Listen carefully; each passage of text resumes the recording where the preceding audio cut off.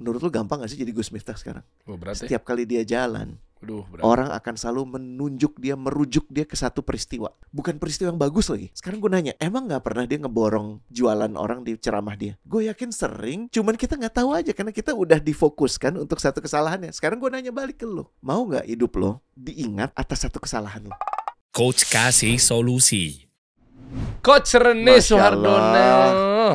Ya lama gak berjumpa sejak pekan lalu. Saya memang serius sekali ya. Saya sekarang pakai baju serius karena ini perkaranya sudah memang kemana-mana dan ada hubungannya sama profesi. Tapi keren, lo keren pakai putih-putih gitu, trustworthy. Cuman dijelaskan kenapa Yankee? Enggak, udah lanjut. Enggak. Ini itu New York Yankee, man. Iya, tapi asik banget. Maksud gue nothing wrong with that. Oh, bukan brand luarnya, Bukan. Maksudnya gue pengen memotivasi biar brand-brand lokal. Ayo kita kejar dong. Oke, jadi badan mengikuti kepala. Iya gitu. Betul. Enggak, bukan gitu juga sih. Boleh kita fokus dulu ya. Baik. Saya salah ngomong. Senang bisa hadir lagi di sini, insyaallah. Rame tentang Gus Miftah versus pedagang es teh. Ya, sebenarnya gue nggak mau bahas mengenai Gus Miftahnya karena memang ini udah kelar juga sih. Ya lah Gus, pokoknya semoga Allah selalu jaga Gus Miftah. Amin. Ya, pokoknya ya kita belajar semua berani sama-sama. Langkahnya untuk mundur itu menurut gue patut diacungi jempol. Bentuk pertanggungjawaban karena tidak ingin memberatkan yang memilih. Kan yang memilih Pak Prabowo, dia nggak ingin jadi beban. Nah makanya kan waktu diwawancarain kemarin itu gue repost juga kok. Pak Prabowo tuh langsung disamperin sama wartawan. Pak udah tahu Pak ini Gus Miftah mundur gitu. Ya kan. Terus tiba-tiba oh ya saya belum lihat sih informasinya, videonya apa segala macamnya kata Pak Prabowo, Pak Presiden gitu ya. Tapi memang kalau memang ternyata itu benar, ya itu langkah yang kesatria. Beliau bilang begitu. Contoh ini menurut gue buat kawan-kawan yang belum di level itu, ini kan presiden dengan utusan khusus ya. Itu kan secara strata tinggi sekali. Kejadian ini jadi pelajaran buat semua bahwa siapapun yang merekomendasikan lo mesti respect lah. Dan kalau udah ada yang berani merekomendasikan lo juga mesti berani menanggung apapun resiko itu. Jangan cemen. Jangan lo direkomendasikan mau, tapi pas lo screw up, lo bikin kesalahan, lo cuek-cuek aja gitu. Itu kan menyusahkan namanya. Gitu. Berarti bagus. Ketemu di tengah dong ya. Pak Prabowo saat itu kan memang mengutus lah ya. Ya kan pilihannya Pak Prabowo, Pak Presiden gitu kan. Mungkin dengan pertimbangannya, mungkin tahu tentang kerukunan beragama misalnya kayak begitu misal. Nah habis itu tiba-tiba Gus Miftahnya ambil posisi itu. Gus Miftah tuh utusan apa ya? Utusan khusus kerukunan beragama. Oh wow. Kan Raffi Ahmad ini utusan khusus presiden ekonomi kreatif lah. Kurang lebih anak-anak muda gitu-gitulah. Jadi kayak lo itu irisannya kedua-duanya dong, ke Gus Miftah dan ke Raffi Ahmad. Gimana nih maksudnya irisan dua-duanya gimana nih? Lo kan ekonomi kreatif juga. Iya. Tapi kan lo juga mewakili umat beragama. Enggak, kalau masyarakat dan penuntut ilmu karena menjalankan sunnah. Oke. Nah, menjalankan sunnah yang memang contohnya Rasulullah SAW berjenggot. Kan ini tipiskanlah kumis, panjangkanlah jenggot. Ini cara lo untuk menolak bahwa lo bermuara ke Gus Miftah. Bukan. Ini cuma supaya clear aja. Aldan, boleh bapak ini keluar nggak? Gila gue digiring ya. Emang gue tahu. Gini abang ini ya. Kan balasan amal memang langsung bisa kontan ya. Karena gue mungkin dulunya pernah ngegiring orang gitu ya. Langsung dibalas kan. Enggak. Gini. Tapi sejujurnya enggak. Gue masih ada kesempatan kalau mau keluar dari ruangan saya. Dia sekarang kalau sejak pakai baju yang kayak begini, gue jadi lebih serem deh di sini. Bukan. Lagi kenapa sih? Nggak ada urusannya, maksudnya gua sebagai penuntut ilmu sama gua sebagai pelaku ekonomi kreatif. Nah kalau sama Raffi Ahmad memang ada irisannya karena tapi kan lu juga umat beragama, jadi lu juga diayomi oleh Gus Miftah. Gua nggak ngurusin tentang gua yang ayo kerukunan karena bukan kapasitas gue. Itu aja kalau sama Raffi karena ada hubungannya. Jadi gua tegasin ya, jadi bukan karena lo nggak mau gitu ya diayomi oleh Gus Miftah, bukan itu ya. Ya karena memang gue nggak di situ bidangnya. Nggak apa-apa deh. Gue nggak urusin tentang. Gue baik-baik aja kok deh. Gus Miftah. Tapi Anda kesatria sekali. Untuk tindakannya itu benar. Cara dia ya kita udah terlalu banyak dibahas dan nggak perlu dibahas. Walaupun apa ya? Gue tuh ngelihat orang kan boleh punya rencana ya Der ya. Lo pengen punya rencana menjelang usia 40 mungkin ada kejadian penting apa. Dan gue merasa dari kiprahnya tuh gini. Lo tahu, lo pernah dengar istilah reflective point nggak? Nggak tahu apa. Reflective point tuh gini. Kan ada kenaikan yang gini gitu ya. Tapi ada di satu titik ya dia langsung gini, dong gitu. Oke. Itu jadi, kenapa? Karena ada yang endorse? Ya bisa karena momennya itu bisa macam-macam dan bisa kita desain ya. Tapi ada momen yang membuat dari lo tuh, kalau biasanya growth tuh kan cuma 1, 2, 4, 6, terus tahu-tahu 100, tahu-tahu 1.000.000 gitu, paham ya? Jadi ada gini nih, tak gitu. Nah, hidup orang selalu merencanakan itu. Dan biasanya kalau ya kita kan sebagai muslim 40 tuh punya nilai yang besar ya. Iya. Lo kan sekarang berapa sih? 35. 3. Tahun ini gue 35. Tahun ini 35. 2025 gue 36. Ya, biasanya gak usah sombong ya. Ngomong muda kenapa sombong banget ya? Gue flavornya. Bentar. Sekarang gue 35. Bener kan? 35. Ya, berarti lo masih ada sebelum 40. 2029 umur gue 40. Gitu gak sih? Kan gue 89. Iya, 89 iya. Kurang 2029 berapa? 2029 kurang 1989 berapa? 40 kan? Ya berarti di tahun 2029. Ya 35-36 lah ya. Iya. Sekarang lo kan 35-36. Iya. Berarti lo pasti, gue duga dengan orang kecerdasan di atas rata-rata tinggi banget, punya kenalan banyak, pengalaman. Lo pasti punya rencana. Bukan ada dua sisi sih. Satu ambisi, tapi di sisi lain sumbangsih. Lo pengen ada impactnya. Kalau nggak, ngapain juga lo bikin kasih solusi.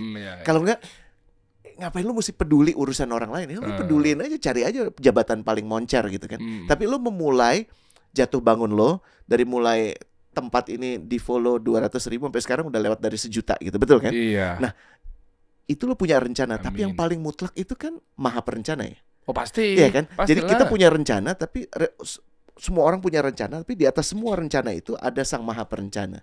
Kejadian-kejadian yang belakangan ini kita lihat, menurut gue kayak film yang kalau kita cermati, bukan cuma pada kejadiannya, tapi pada pembelajarannya. Begitu banyak hal yang kita bisa dapetin. Oke.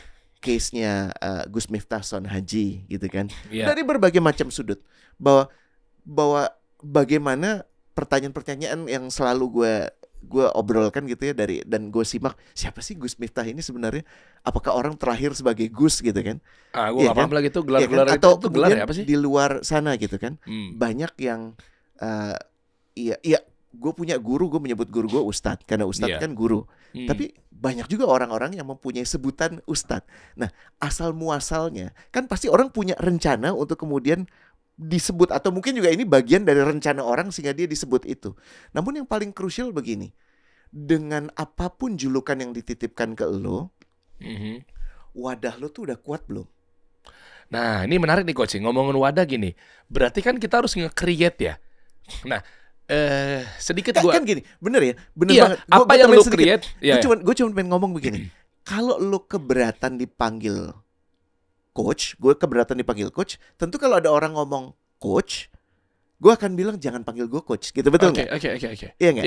Jadi penyebutan Coach Rene, Bang Dery, atau ada Ustadz Dery? Nggak ada, nggak usah. Kan? Itu ada, penting saya ya? bukan Ustadz. Iya kan? Kalau tiba-tiba ada panitia yang salah karena ini kemudian acara bernafaskan keislamian, terus dia menempatkan Ustadz di depan nama lo keberatan nggak? Ya keberatan lah. Ya kan gue sharing-sharing misalnya pun di masjid, misalnya pun di kantor atau berarti ya kan gue bukan Ustadz. Ada penyebutan itu, ada dua klaim kan? Klaim lo sama audiens dan klaim audiens kan.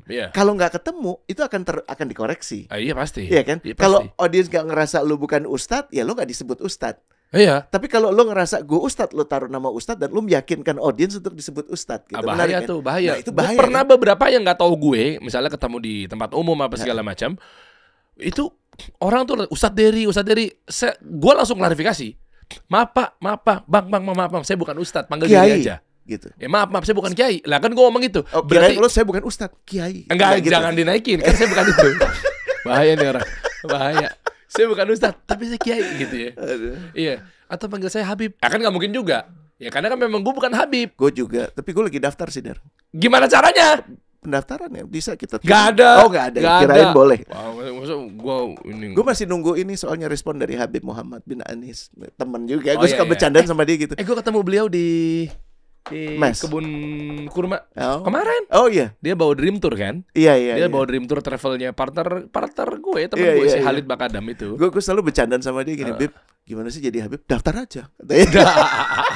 Bercanda ya.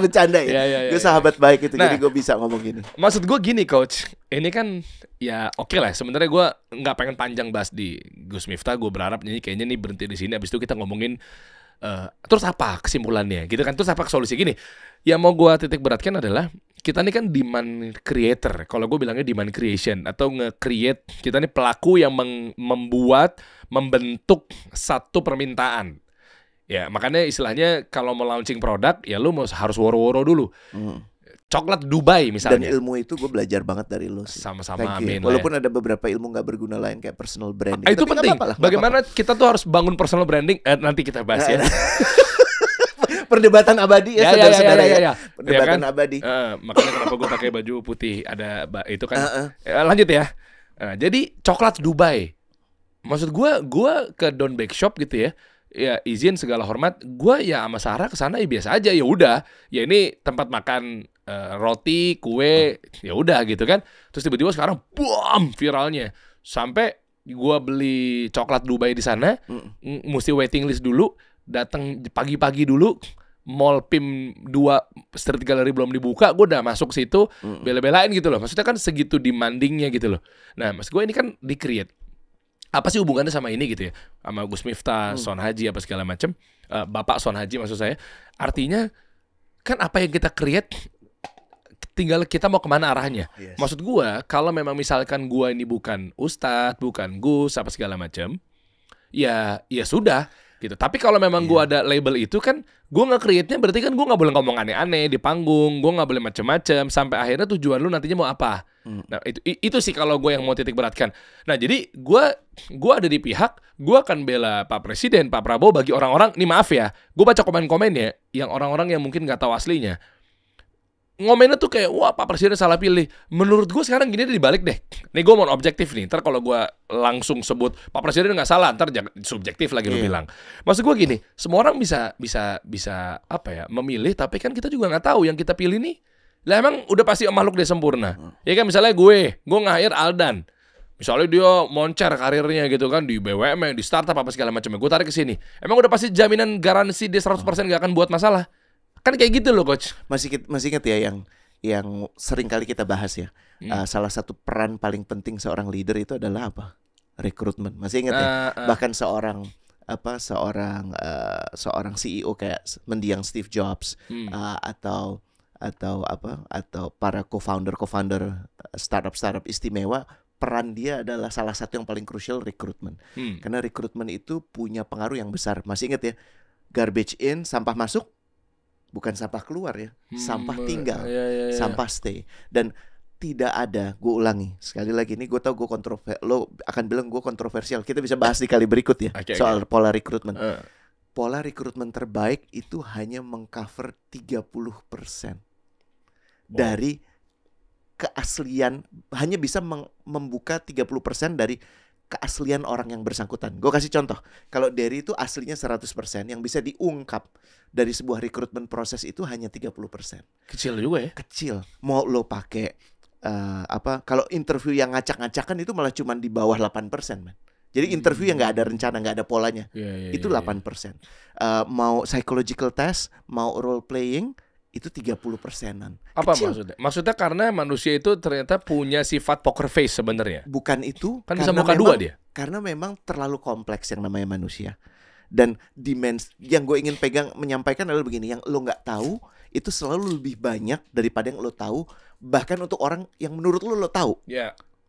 Lo pikir lo kenal istri lo atau lo pikir lo kenal suami lo, tapi akan selalu ada aspek tentang dia yang lo nggak tahu. Nah, lebih menariknya lagi, bahkan aspek tentang lo yang lo sendiri nggak tahu.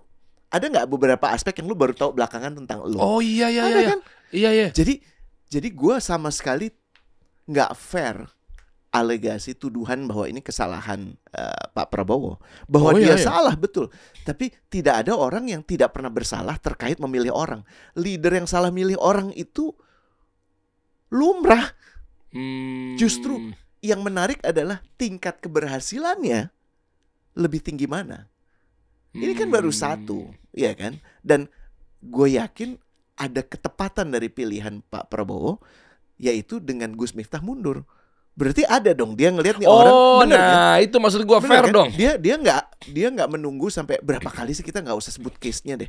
Udah salah, ketahuan salah, nggak mau mundur. Iya. Tapi bener ya, berarti bentuk apresiasinya ke Pak Presiden, Pak Prabowo menunjuk beliau, Gus Miftah. Ini buat bahan pelajaran ya, nggak ada maksud untuk kita mengungkap-ungkap lagi ya. Udah lewat juga sih, anyway. Nunjuk, ternyata benar bahwa nih orang sebetulnya kesatria, mengakui kesalahan. Siapapun yang pernah ada, yang sudah pernah pada posisi untuk merekrut orang, pasti menyadari dia pernah salah. Kalau enggak, bohong itu semua. Bohong. Bohong. Jadi kalau lo mau bilang Pak Prabowo itu punya kesalahan besar untuk ini, ya gue cuman bilang ngaca aja dulu. Emang lu bisa ngelakuin lebih baik, ya kan? Nah, nomor 2 yang kita mesti tarik pelajaran dari sini adalah apa? Antara sertifikasi dengan standarisasi. Wah nih asik nih. Menarik ya. Ini obrolan kita tajamin di sini ya. Oke, berarti kita mundurin lah, sudahlah. Ini udah qadarullah kejadian yang kemarin ya kan, Gus Miftah Son Haji keluarlah dari posisi utusan khusus presiden penyebutan gitu ya. Ustadz, penyebutan utusan khusus. Itu dasarnya apa sih, Der? Gue nanya sekarang. Oke, berarti kerucut ya kita bahas ya. Sertifikasi profesi. Berarti kan ada dari mulai kiai atas deh, spiritual dulu ya. Ya kan ada yang ngakunya misalnya Habib, ya kan? Ustadz, Habib, Kiai, Ustadz, Gus, apa sih yang gitu-gitulah. Tapi kan menarik begini, atau doktor. yang kita harus pertanyakan begini, yang menjadi basis bagaimana seseorang disebut sebagai apapun itu basisnya apa sih? Nomor 1, gue kasih tahu fondasinya ya. Basisnya adalah ridho ketemu ridho. Contohnya gimana? Kalau yang tadi gue bilang, kalau ada gue tiba-tiba Ustadz Dery. Nah, gue nggak ridho tuh. Nah, nggak kejadian. Oke. Betul nggak? Oke. Tapi kalau lo ingin mengklaim diri lo sebagai Ustadz, nggak serta-merta terjadi sebelum ada yang menyatakan bahwa itu bisa. Jadi gue ingin ada supply demand. Ya. Sekarang gue mau menggambarkan 2 ilustrasi. Yang sekarang kan yang menjadi bagian yang kalau ngelihat polemiknya ya soal Gus Miftah ini, banyak mempertanyakan kegusannya Miftah. Sehingga banyak beberapa pemberitaan menyebutnya bahkan udah menanggalkan kata Gusnya, disebutnya Miftah. Miftah. Jadi diturunkan gitu. Kata Gusnya itu di take out. Coba deh kita pretelin dulu bentar dong, Aldan. Ini buat bahan pelajaran ya. Jadi nggak menyinggung untuk suku-suku tertentu kan, katanya ini dari Jawa ya. Gus itu panggilan nih. Iya, terutama kawan-kawan dari lingkup kiai ya, pesantren NU. Betul, makanya kita mau belajar nih justru nih. Sebenarnya mungkin teman-teman ada yang tahu, coba komen di bawah deh. Mungkin ada ormas-ormas tertentu atau mungkin ada kalangan-kalangan dari tokoh agama tertentu. Itu kalau gue bilang penghormatan, penghormatan bukan saja kepada dia, tapi kepada nasabnya. Jadi berarti pada saat ada orang menyebut diri, pada saat seseorang mempunyai julukan itu, ada 3, penghormatan kepada dia, ya, atas keilmuannya, atas kontribusinya, penghormatan kepada nasabnya, ya, atau memang ada alasan-alasan lain. Nah, jadi yang gue ingin sampaikan di sini begini, Der. Ada keridoan dua belah pihak untuk menyatakan itu. Sehingga rada nggak fair juga kalau kita serta-merta mengatakan hanya karena satu kesalahan kegusannya hilang. Clear nggak? Segala sisi ya berarti kita bahas. Tapi di sisi lain ya, di sisi lain ya, tanpa harus menyebut siapapun namanya, gue kerap bertemu orang yang mengklaim dirinya sebagai ustadz dan disebut ustadz, tapi tidak mewakili nilai yang menurut kita dari seorang ustadz. Apa adabnya misalnya? Adabnya, ya. Apakah kemudian dia berhenti jadi ustadz? Ya, yang enggak sih ya. Menarik ya. Sama halnya dengan mungkin kayak ini agak sedikit dalam nih. Misalnya kan ada istilah ahlus sunnah. Terus tiba-tiba ada seorang syekh, misalnya ulama terdahulu apa segala macam, dia kepelintir, kepleset.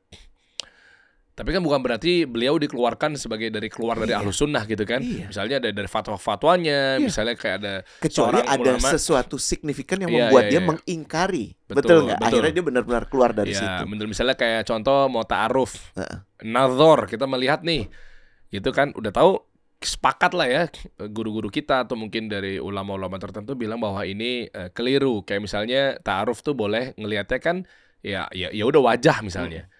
Ada yang mungkin pendapatan lainnya, ya gue nggak mau bahas ini lebih dalam lah karena memang bukan kapasitas gue. Tapi ada juga yang seorang syekh atau ulama gitu saat itu mengatakan bahwa kalau mau tahu jangan sampai kita akhirnya dalam tanda kutip ketipu, boleh bugil, ngeliatin sekujur tubuhnya, diliatin.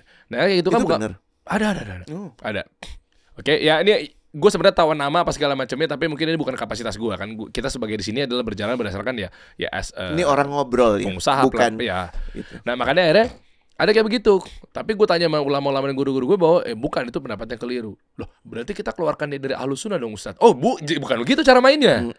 Gitu. Tetap kita doakan semoga Allah merahmatinya, semoga Allah masukkan ke dalam surga. Tetap kita begitu. Bukan berarti kayak masa sih keliru, parah banget, lagi ta'aruf suruh orang jadi bugil ceweknya. Kalau nggak setuju kita lihat takutnya ada cacat di tubuhnya apa segala macamnya gitu kan. Boleh nggak jadi. Tapi sementara udah dilihat dipretelin bugil. Maksud gue kayak begitu. Ustadz bilang yang Ustadz tentunya yang di mana kehormatannya gitu ya. Ngaji sunnah gitu ya, itu nggak bisa serampangan ngeluarin gitu, apalagi lu enggak dia keluar dari Islam, dia kafir, nggak bisa sembarangan tuh. Istilahnya dia tetap syekh, masya Allah gitu kan, cuma dia keliru di situ, kegelincir lah. Nah kayak begitu kan, tiba-tiba langsung dia tapi ya susah juga ya. Karena kan gini ya, di Indonesia itu masyarakatnya, coba di Aldan carikan yang ini luluhnya sebutan beberapa pemberitaan tidak lagi menyebut Gus gitu. Ini kali gelarnya ternyata itu adalah sebuah kayak panggilan atau mas atau abang biasanya diberikan kepada anak laki-laki. Iya, tapi kan Gus ini dikhususkan bagi keturunan ulama atau kiai di pesantren. Nah kan ada senasab kan, lineage ya. Berarti kan kalau beliau pasti ada lineage. Kiai Haji Besari kalau nggak salah, gue sempat baca. Jadi turunannya dari ulama atau kiai tertentu, karena dia adalah anak laki-laki, mungkin anak pertama atau apa segala macamnya dipanggilnya mas atau abang. Nah kalau untuk gara-gara nggak ada keturunannya panggilannya mas doang, Mas Dery misalnya, karena gue nggak ada keturunan ulama misalnya. Tapi karena misalnya gue ada keturunan ulama jadi Gus Dery. Gue melihatnya itu mungkin sebagai doa ya, supaya dia menjadi paling tidak minimal sebaik bapaknya atau sebaik kakeknya. Jadi memang susah juga loh disandangkan nama itu karena ada ekspektasi yang udah terbentuk. Dibandingkan kayak kita kan orang nggak punya ekspektasi. Mereka nggak merasa kita harus bijak, ya kan? Kenapa? Karena kita nggak punya gelar itu, ya tinggal masalah kepatutan dan etika aja. Nah ini yang menurut gue perlu kita bahas secara mendalam, karena kadang-kadang bahasa Indonesia apa ya? Kita tuh naif. Orang secara umum masyarakat kita tuh naif karena kita benar-benar ingin belajar, ingin menghormati, jadi kita tidak kritis. Apakah dua Gus itu sama? Kan nggak mungkin, nggak ada yang sama, betul ya? Tapi paling nggak, ini makanya konsep standarisasi, ada standar yang menunjukkan bahwa seseorang layak disebut sebagai Gus. Contoh, coach. Boleh nggak orang yang baru sekali ngasih coaching, coaching, bahkan beda dengan counseling, coaching itu langsung menyebut dirinya sebagai coach. Nggak bisa. Jadi ada 100 jamnya, ada 1000 jamnya, dan itu benar-benar harus dilalui sebelum orang itu membuat dirinya layak, bahkan meminta untuk disebut sebagai coach. Menurut gue ini juga diaplikasikan di profesi-profesi yang lain. Seorang dokter belum tentu menjadi profesor loh, karena ada proses untuk kemudian dia menjadi profesor. Nah, gelar-gelar yang tidak punya standarisasi banyak kemudian yang bermasalah. Kenapa? Karena itu menjadi gelar pop, tahu ya? Gelar pop tuh jadi ya kayaknya laku kalau gue sebut ustadz. Kalau gue sebut ustadz, jadinya gue bisa bikin pengajian. Oh, ada yang begitu ya? Loh, gue nanya sama lo. Oh, gitu enggak, kan? ya, mungkin ada aja. Iya kan? Iya benar. Basisnya apa lo? Tahun lalu kayaknya dia masih Dery. Terus sekarang kok di Facebook, kok Facebook, lu udah gak main Facebook ya? Di mana? Di Instagramnya udah ada UST Dery. Tunggu, berarti Dery mengakui dong. Oh, berarti kalau gue gak ketemu Dery selama setahun, pikir baik gue adalah prasangka baik gue, oh selama ini lo mengejar ilmu agama. Gitu. Tapi pada saat ketemu, kok Derry-nya tidak menunjukkan itu ya, maksudnya kedalaman ilmunya atau apapun itu dengan ilmunya yang juga cetek gitu ya, mungkin gue salah. Tapi ada yang salah dong kalau gitu penyebutannya. Iya. Dan itu harus diakui, kita nggak boleh melupakan, kita tetap harus menghormati orang, tapi kita nggak boleh melupakan kekritisan dalam menakar, karena tidak ada dua ustadz yang sama tuh, nggak ada. Berarti waktu itu langkahnya pemerintah sempat ada isu yang sertifikasi ustadz, sertifikasi khotib, itu sebenarnya benar dong, daripada ntar ada orang sembarangan yang bisa naik ke mimbar, ayo. Betul. Bener dong. Di Saudi tuh seketat itu loh. Nggak bisa orang-orang kalau dia nggak jelas nih belajar di mana nggak bisa naik mimbar. Tapi ada persyaratan. Persyaratannya adalah publik yang well informed. Kalau publik yang nggak well informed, mereka nggak peduli, Der. Karena yang dipedulikan sekarang gini, Derry punya, nih kita ngambil contoh lo ya biar paling aman ya. Lo tiba-tiba menyebut diri lo jadi ustadz, sama ustadz yang sudah menjadi ustadz selama 20 tahun. Ustadz yang menjadi ustadz selama 20 tahun dan memang belajar mau di Kairo, di Madinah, dimanapun itulah ya, di Mekah kah, nggak punya Instagram. Lu punya Instagram dengan follower lu yang beratusan ribu itu. Persuasif ya, paham ya? Iya. Sekarang yang didengar sama publik siapa? Yang dipercaya, yang mempunyai jangkauan ke publik siapa? Lu lah. Iya. Walaupun keustadaan lo itu, mohon maaf, palsu. Nggak boleh ngomong gitu juga. Patut dipertanyakan, patut dikritisi. Kan sekarang problemnya yang didengar itu orang terkenal, bukan orang berilmu. Mudah-mudahan yang terkenal itu berilmu. Atau mudah-mudahan paling tidak kalaupun belum mempunyai ilmunya, yang dikenal itu tahu diri. Tahu diri itu maksudnya apa? Lu tadi bolak-balik bilang, gua ini pendapat pribadi, gua nggak punya ilmunya, gua nggak punya kapasitas untuk ngomong ini. Jadi obrolan di sini adalah lu udah ngasih kafiat gitu. Ini dari orang yang bukan ulama, orang yang bukan ustadz. Apakah yang bukan ustadz nggak boleh ngomong tentang agama? Boleh, tapi lo nggak boleh dong ngomong tentang dalil. Karena itu menentukan halal haram sesuatu. Nggak bisa dong. Betul. Gue ditanya, coach, kira-kira ini diizinkan nggak? Gue bilang nggak, maaf, salah alamat. Ya. Tapi kalau kemudian tiba-tiba gue menyebut diri gue jadi ustadz, apakah otomatis gue bisa menjawab? Ya enggak, kan gue harus tahu diri, men. Ilmu gue belum nyampe sana. Gue tahu beberapa hal yang secara gamblang mudah, babi itu haram. Tapi kan ada kalanya babi itu dihalalkan pada saat nggak ada makanan lain, tidak ada opsi lain. Betul nggak? Itu pun harus hati-hati menyampaikannya. Karena pada saat gue mengatakan enggak seperti itu, lah siapa gue? Betul nggak? Nah, ini yang menurut gue missing. Masyarakat kita harus dilatih, kita semua lah gampangnya, untuk tidak reaktif dan ikut-ikutan, kritis. Dan gak cuma sekedar katanya ikutan tradisi apa segala macam. Coba ya gue cek ya. Kok Anda mengarahnya sepertinya ke orang ini ya?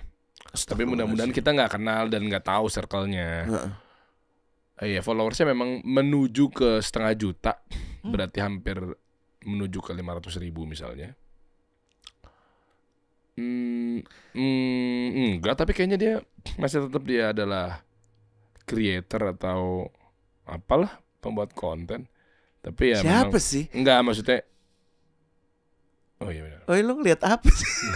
Tapi memang ada gelarnya sih depannya sih. Nah, jadi gini. Iya sih.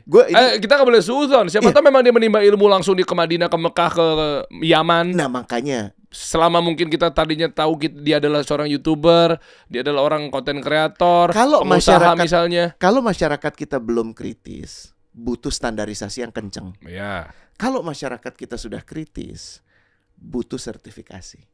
Itu menarik ya. Wow, cakep. Berarti ini ada di mana ya? Di departemen mana ya?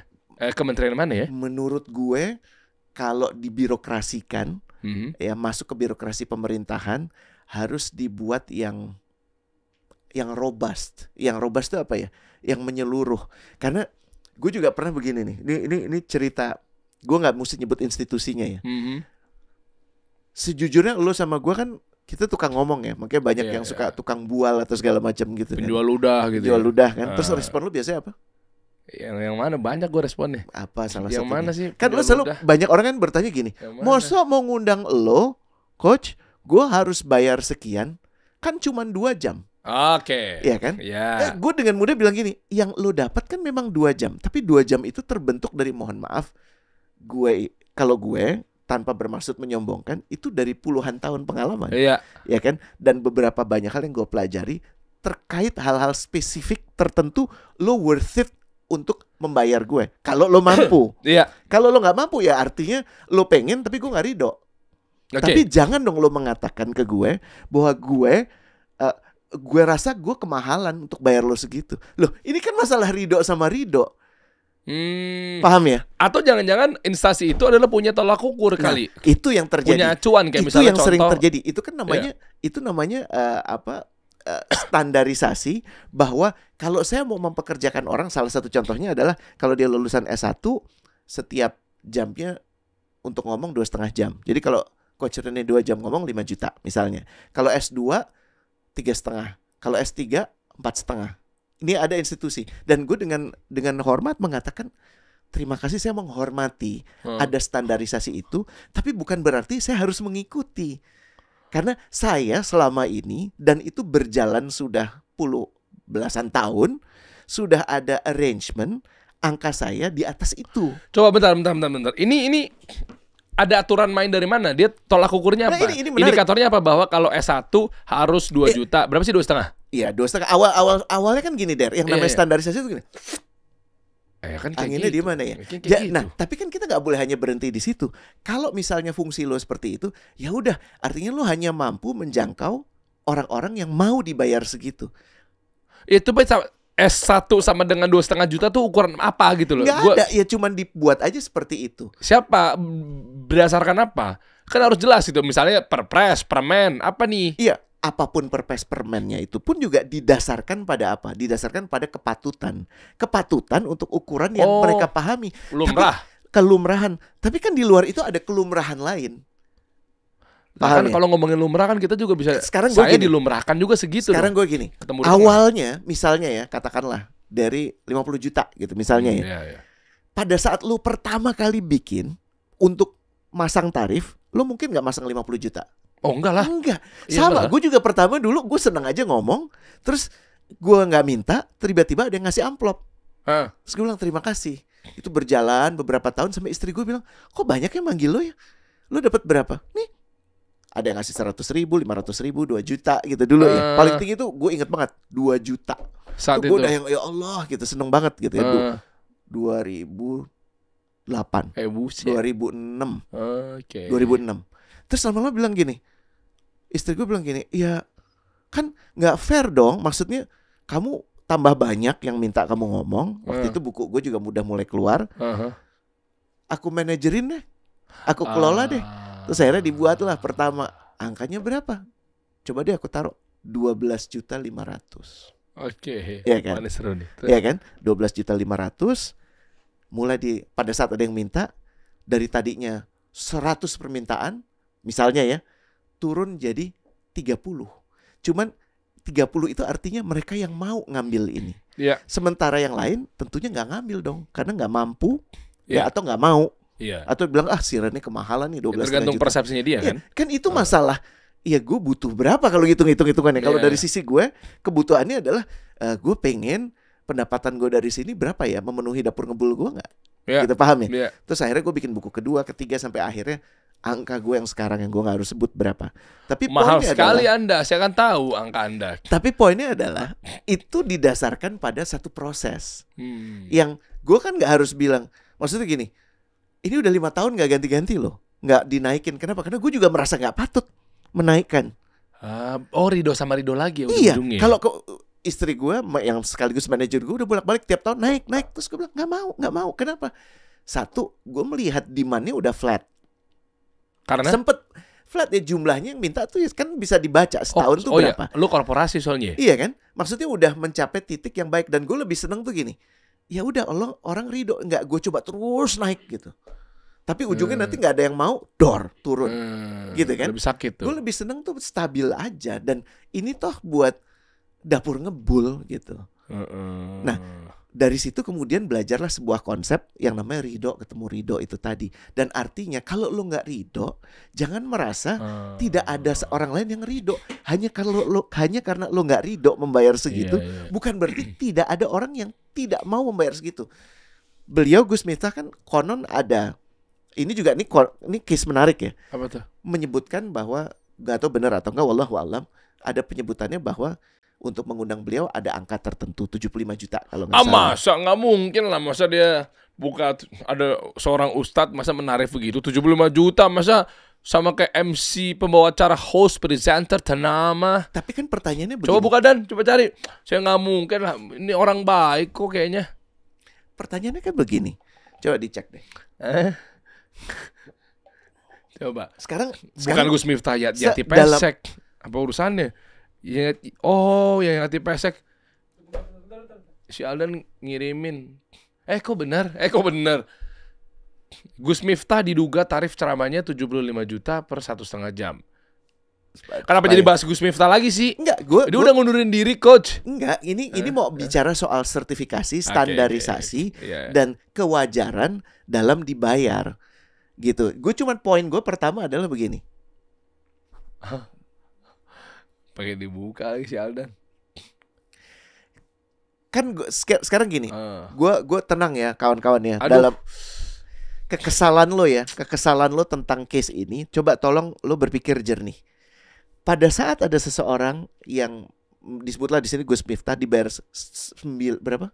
Ini 75 juta. Setengah jam. 1,5 jam. 1,5 jam untuk 90 menit. Artinya sudah ada yang membayar atau belum? Ya udahlah. Artinya ada yang ridho dong. Ini yang ngomong nih. Iya kan? Tuh Rumail, siapa nih Rumail siapa sih? Ya pokoknya pengamat politik, Rumail Abbas. Derry, apakah salah? Oh ya nggak salah sih. Iya nggak salah. Kenapa? Entar dulu nih. Entar gua hampir kejebak nih. Nggak salahnya apa nih? Nggak salah dari sisi apa ya? Bukan attitude ya? Atau mungkin dari sisi dia membuka red card? Sorry, gue nanya. Masalahnya lebih spesifik deh. Kalau salah tuh kayaknya ukurannya terlalu banyak. Legal nggak? Ya legal aja. Legal dong. Iya sih. Kenapa? Pasti ada salaman. Iya. Salaman nih. Deal 75 juta ya. Iya, oke. Itu kan ridho ketemu ridho. Hanya karena merasa itu banyak banget. Apalagi setelah kasus ini, lo nggak punya hak untuk bilang bahwa dia salah dapat segitu. Tapi pertanyaannya kan begini. Tunggu dulu, angka itu munculnya dari mana ya? Karena ada orang-orang yang bersedia untuk membayar itu. Kenapa ya ada orang-orang yang bersedia untuk membayar itu? Karena dia merasa Gus Miftah berharga segitu. Kenapa ya Gus Miftah bisa berharga segitu untuk 1,5 jamnya? Karena dipersepsikan seperti itu. Bapak kan content creator. Si coklat Dubai itu kan, betul nggak? Kenapa? Karena dimunculkan satu kebutuhan untuk lo. Kalau lo nggak makan coklat Dubai ini, something wrong with you. Kalau lo nggak mendengar ceramah ini, something wrong with you. Atau sebaliknya, kalau lo makan coklat ini, lo akan merasakan keindahan dunia. Kalau lo menghadirkan orang ini, problem lo akan tuntas. Betul nggak? Iya, oke. Nah, tapi gue dari sudut pandangnya, sekarang kita lihat pantas atau pantasnya. Nah, sekarang etik ya. Etik. Pantas atau tidak? Masalahnya kan, misalnya tokoh agama. Ini gue nggak usah nyebutin Gus Miftahnya deh, atau seorang ustadz tiba-tiba pas mau diundang ada red card gitu loh. Maksud gue kalau dikasih, kalau Ridho sama Ridho misalnya dia dikasih nih, ada ustadz ngisi ceramah, dikasih langsung turun stage, turun mimbar tuh dikasih 1 miliar. Nggak apa-apa juga kalau diterima kan. Tapi masalahnya dia kayak gue nggak tahu nih dibuka red card gimana. Kalau kamu mau ngundang saya, kamu bayar sekian. Sementara yang disampaikan oleh dalil. Meskipun kita juga hargai, betul guru itu harus kita hargai. Kita bayar. Gue terkait sejak gue mulai memahami kembali agama ini, banyak orang yang suka manggil gue ke pengajian. Oke. Dan gue punya kekhawatiran kalau itu dipersamakan dengan konteks gue, karena gue menjadi pembicara publik, dibayar untuk ngomong itu sebelum gue hijrah. Akhirnya gue berkonsultasi sama guru gue, Ustadz Ahmad, dan dia mengatakan apapun yang terkait ilmu agama, kau belum mampu, kau belum bisa, bukan pada tempatnya. Jadi kalau mau bilang adalah kau harus mengatakan apa yang kau tahu. Dan pada saat diundang kaitannya untuk keagamaan, ya, kaitannya untuk pemahaman tentang bahkan untuk cerita diri lo, proses lo berhijrahnya gimana, lo nggak boleh minta. Dan gue itu masih patuhi sampai sekarang. Jadi ada yang dikasih nasi kotak, ini di saat pendapatan gue untuk yang pembicara publik profesional tuh signifikan gitu ya. Tapi kalau untuk pengajian gue nggak berani, bro. Itu posisi gue. Tapi apakah itu wajib dilakukan oleh semua? Ya enggak juga gitu kan. Nah itu yang menurut gue kepatutan tuh artinya etika dari lo nya seperti apa. Gue jengah aja, tau jengah gak sih? Jengah tuh apa ya? I feel weird aja kalau tiba-tiba gue untuk pengajian ini maaf rate saya segini. Nggak boleh dong. Lah wong ini pengajian kok. Iya. Nah ya, itu ya kalau diterima ya udah ridho sama ridho gitu ya. Loh, tapi gue nggak boleh mencantumkan tarif. Tapi kalau dia udah bertanya, ada juga beberapa yang suka nakal gitu ya, Mas untuk pengajian, tapi pas sampai ke sana ini untuk acara kantor.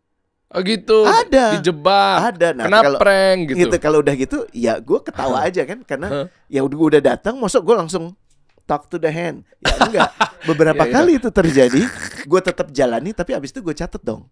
Ada permintaan berikutnya. Aduh mohon maaf, aku harus minta penjelasan. Yang kemarin itu bukan pengajian. Gitu. Nah itu gue. Oh, atau jangan-jangan gue ya. Kasus yang kemarin ini 75 juta tuh memang bukan pengajian kali. Bisa jadi. Gue gak tahu. Bisa jadi. Nah mungkin beliau diundang sebagai content creator. Gimana caranya untuk bisa influence orang. Mungkin. Wallahualam. Jadi Apa sih? Mana sih? Aldan jangan menggiring opini dong. Hal ini dibongkar oleh pemilik akun X Rumail Abbas yang mengklaim bahwa tarif ceramah. Ceramah emang udah pasti. Ceramah kan bisa. Ini anak didik lo banget nih. Ini lo dulu nih kayak gini nih. Ya, emang gue sekarang kenapa? Lo kan udah rezim. Kacau mulutnya. Kacau. Ini pemerintah sekarang. Iya, jadi poin gue tuh si Aldan yang tahu-tahu. Jadi makanya Dan kita gulingkan Derry ya. Ya kan Ustadz Aldan. Gus Aldan. Nyambung gak sih? Enggak nyambung. Dia bukan orang Jawa juga kan. Aldan kan mas tadi kan turunan Jawa kan katanya ya. Siapa tahu dari turunan keberapa? Tuh, enggak deh. Enggak deh. Oh enggak deh. Enggak Jawa sih biasanya. Biasa Jawa ya? Jawa biasa. Kurang paham deh. So, jadi gue melihat ini sih potret masyarakat kita yang reaktif menurut gue. Sorry ya, I have to say that. Dan sepenuhnya kesalahan pada Gus Miftah nggak pas juga, ya. Karena menurut gue atas kesalahan dia coba perbaiki dan akhirnya dia bayar dengan harga yang paling tinggi, yaitu mundur, ya kan. Dan mohon maaf banget, gue harus angkat ini. Menurut lu gampang gak sih jadi Gus Miftah sekarang? Setiap kali dia jalan, orang akan selalu merujuk dia ke satu peristiwa. Bukan peristiwa yang bagus lagi. Sekarang gue nanya, emang gak pernah dia ngeborong jualan orang di ceramah dia? Gue yakin sering. Cuman kita gak tahu aja, karena kita udah difokuskan untuk satu kesalahannya. Sekarang gue nanya balik ke lo, mau gak hidup lo diingat atas satu kesalahan lo? Waduh. Lo pernah gak ada satu kesalahan yang kalau inget tuh gak enak gitu. Tapi satu kesalahan itu seluruh dunia mempersamakan itu. Maaf atas izin Allah, bisa jadi memang Gus Miftah Allah sayang banget, jadi lagi dibersihkan saat ini. Cara pandang kita kan gitu ya. Tapi waktu itu udah buat sebuah video ya. Katanya kan habis itu langsung ngeborong ya. Ngeborong barang dagangan ada. Jadi habis kasus itu, gue gak tahu itu persis atau tuh video lama juga nih. Ini jangan sampai gue ntar jadi fitnah nih.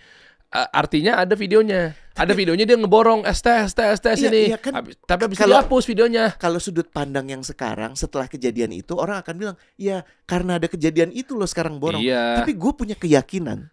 Makanya dan parah ini walau-walau, tapi gue yakin sebelum kejadian ini, gue yakin dia pernah ngeborong kok. Iya, tapi netizen parah nih. Kan gue baca-bacain. Begitu dia diposting, dia ngeborong barang dagangan setelah kejadian itu tuh.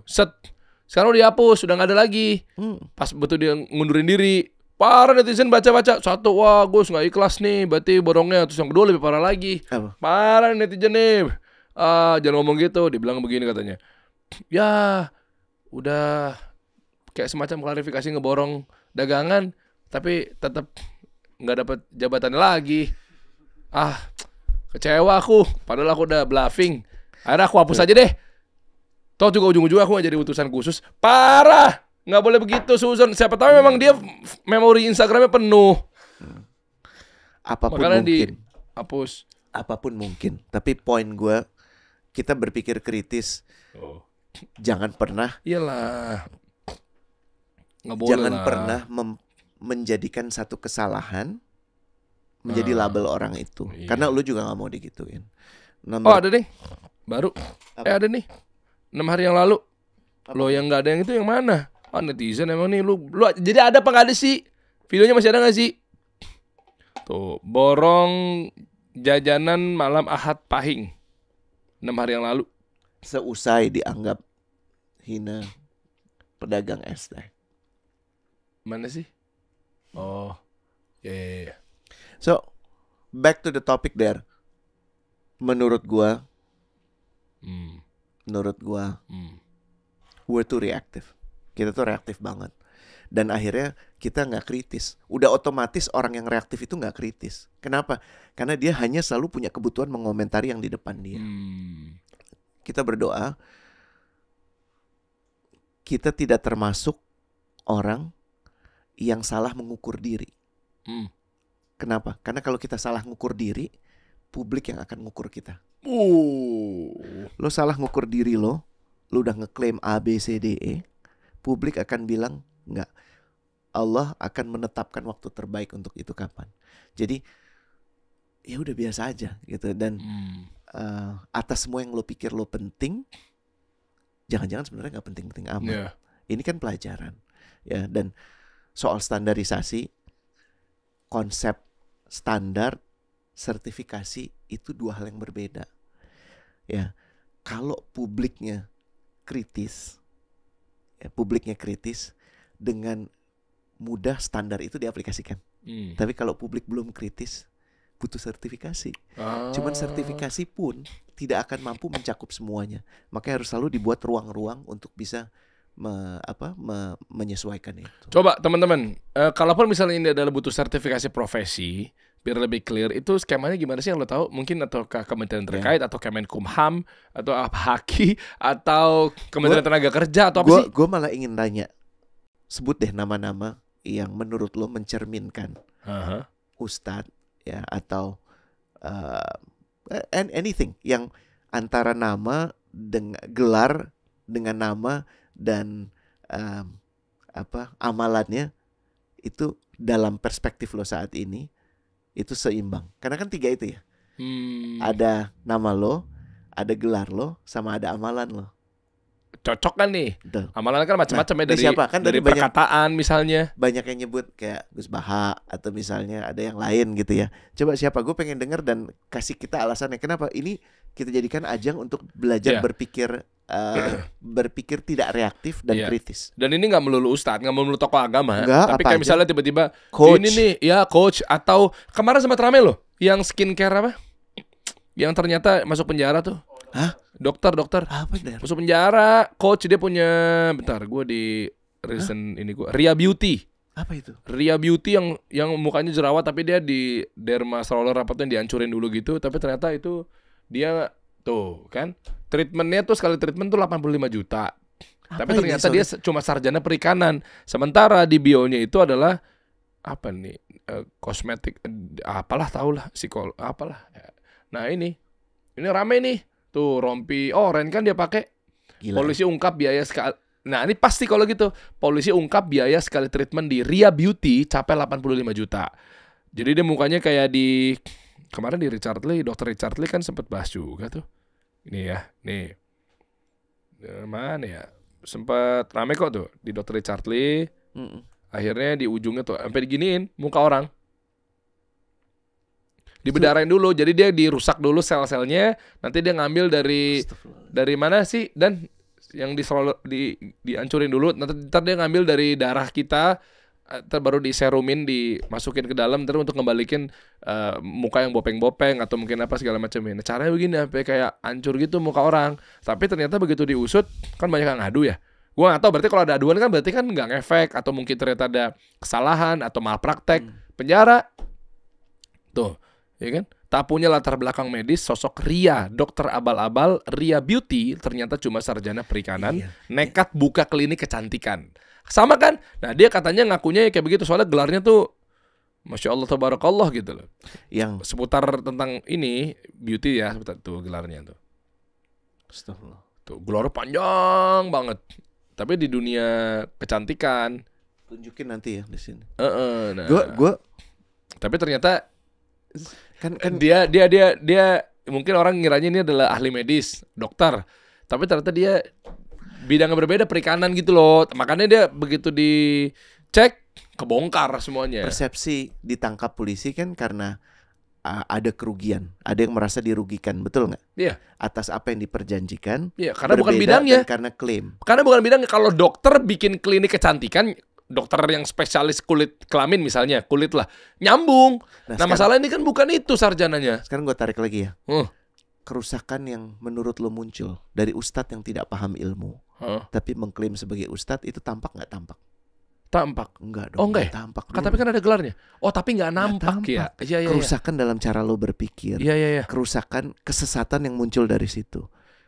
Dia nggak ditangkap. Ini kan kelihatan ada muka berdarah-darah, ada uang besar keluar. Yang satu lagi, ya tanpa menyebut siapapun, uang besar keluar, tapi sesat. Kenapa? Karena nggak punya ilmu. Dan efeknya kayak dia kan cuma ngomong aja. Jangan berpikir bahwa omongan itu nggak punya konsekuensi.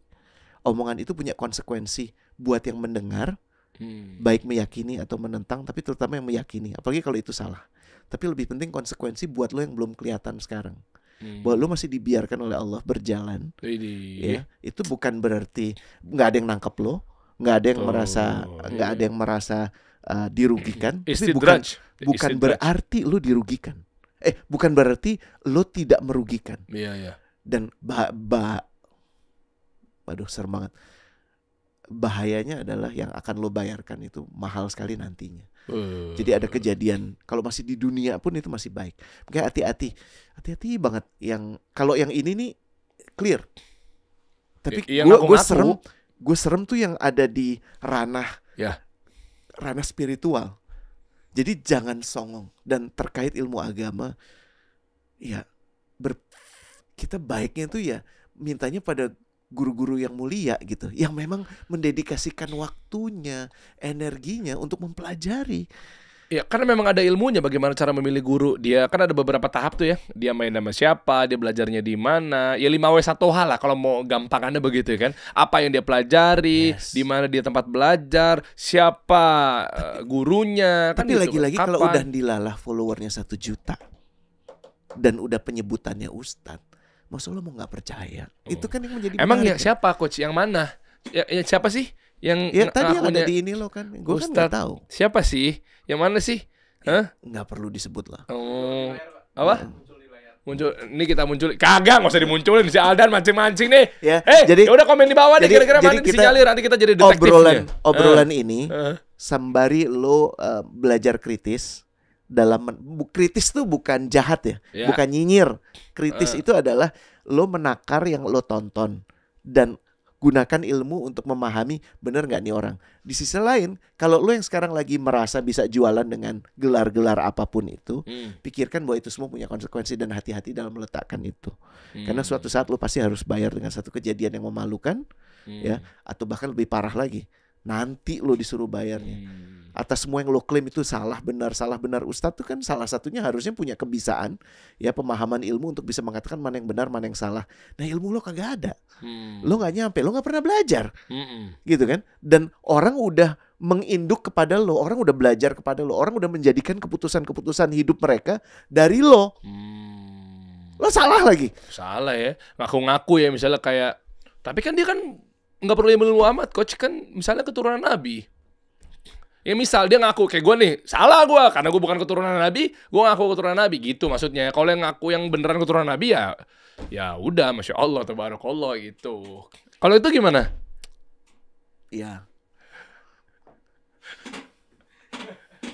Abu Jahal itu juga related ke Nabi kan ya? Oh iya. Betul kan? Iya betul. Betul ya?